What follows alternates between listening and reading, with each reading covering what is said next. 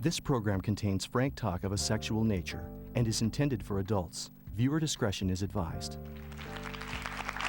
Welcome back to our how-to show. We've learned how to seduce, how to kiss, touch, even enhance foreplay.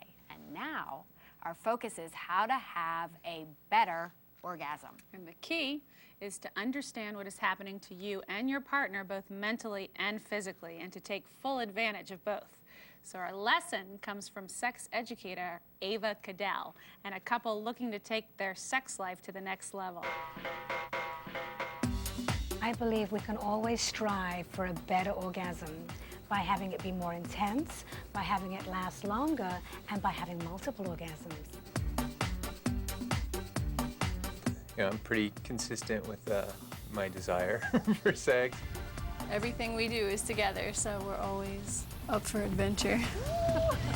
We're able to be expressive with each other and open and, you know, try things out together. So welcome, Rob and Lori. I'm Dr. Ava Cadell. I'm a clinical sexologist. The first thing I want to do is talk about the different kinds of orgasm and how to stimulate certain areas of the body. Well, there are many steps for a woman to have an orgasm. The first and foremost is to trust her partner, so it's a psychological step. Then the physical steps are clitoral stimulation, G-spot stimulation, and then what I call the trigasm. What 3 sexual positions stimulate the clitoris? Woman on top, definitely. Almost every time. Do you agree with that? Sure. Good. What else? Missionary position.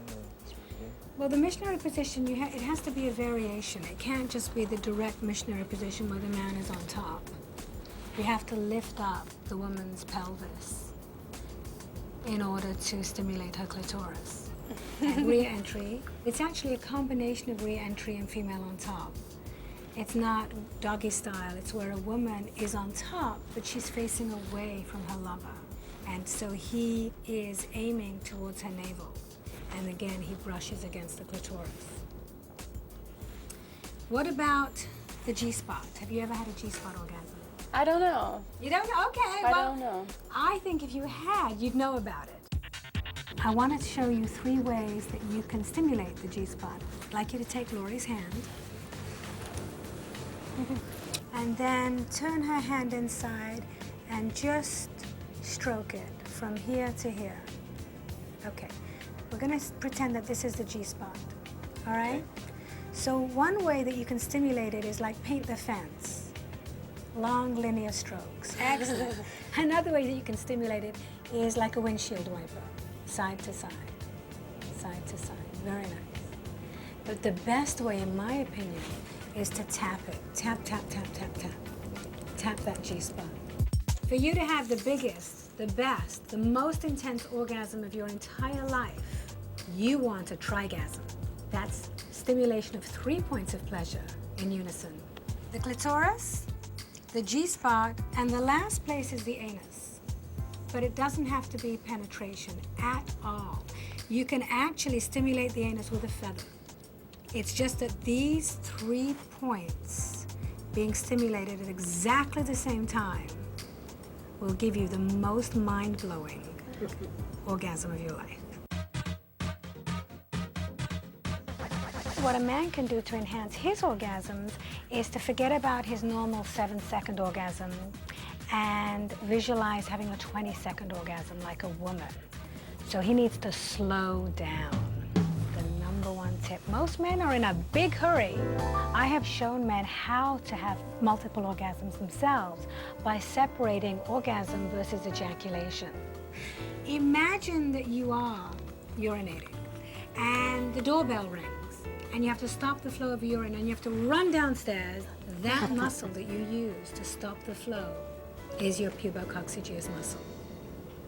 You have to start exercising that today. If you want bigger, better, longer orgasm, that's what you have to do. You've stopped moving, you've squeezed your PC muscle, you've slowed down your breathing, you've opened up your eyes. You will have a full body orgasm that will ripple from your toes to your head but you will not ejaculate. And once you've mastered this, you can have orgasm after orgasm for as long as you like, as long as Lori likes, without ejaculating. Everything leads to great sex and bigger and better orgasms. And here they are, Lori and Rob. Welcome. So tell us about it. How was the session with Ava Cadell? It was pretty interesting. She's definitely into sex. Knowledgeable. Yeah, very knowledgeable. We talked about reducing my stress level, which really makes a difference for me in whether, you know, I even feel like being intimate. How do you do that? How do you reduce your We stress did level? music and just really good communicating, you know, talking to each other. Oh, good. And what did you learn different from Ava? I think the whole striving for the multiple orgasm thing is For a guy. something that every guy should really think about. Hear that, It's, guys? I don't even know how to explain it. It's like an inner struggle that you have. Like you have an involuntary body reaction that's happening. You're trying to hold back, and you can almost do it. And how do you do it? How do you, she Well, there's says, a muscle she described, Right. and described exercises I could do to increase the strength of that muscle. It's all, you know, an orgasm is usually one peak, and what you were doing is going up and then just staying like this Right. before you peak. which Well, I've done then, that before, where you try to hold off your Right. orgasm in a way, and this is different than that, in a way that you actually bring yourself to orgasm don't without let any letting it. ejaculating. Yeah. Right. which is a And- good point. Men can Right. orgasm without ejaculating, and what happens is, or what you effectively did was control that, and by Tried to control. He Try. started Yeah. the Yeah. beginning of control. well, you said Yeah. that you experienced a more intense orgasm than Yeah. Yeah. otherwise. So think how previously. good it's going to be when you When you get I some know. master practice. it. I'm gonna get practicing. Yeah. Don't worry But about what it. happens is that muscle tension or buildup of muscle tension, not only for men but for women, can intensify orgasm because Right. you have a huge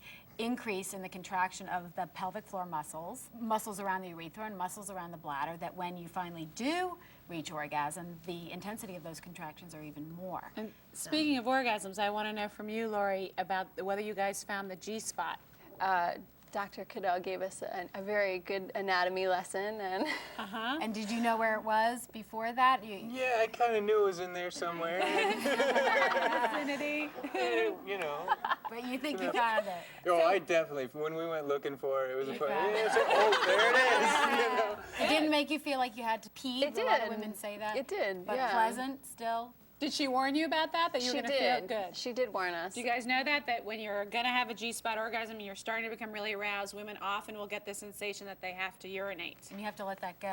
What they're doing is they found the G-spot and they found the PC muscle, Yep. and they're both going to exercise them and You're gonna continue continue to work on it. So Rob and Lori, thank you guys so much for coming here and being so honest with us. And for having an orgasm. We Yeah. always appreciate that. Hopefully you'll continue to practice your new discoveries. But I think, you know, this is a great culmination of the show because we've sort of had a how-to journey together tonight, from flirtation and seduction to touching to kissing and now to foreplay, better foreplay, and now to how to have a better orgasm. But thank you guys so much. That was great information. If you'd like to learn more about the topics we cover on Berman and Berman, visit us at discovery.com/health. And thanks for joining us on Berman and Berman.